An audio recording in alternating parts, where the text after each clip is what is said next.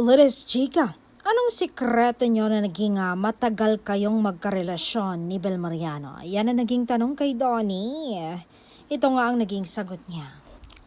Alam mo kung anong sikreto ng matagal na relasyon namin? Hindi lang yung kilig, hindi lang yung good morning at good night text or tawag, kundi yung araw-araw na pagpili sa isa't isa kahit mahirap, kahit hindi laging masaya. Yung pag-unawa kahit pagod, yung paghingi ng tawad kahit may pride, yung paghawak sa kamay kahit hindi na kasing higpit ng dati. Walang perpektong relasyon, pero merong dalawang taong parehong willing ayusin to araw-araw.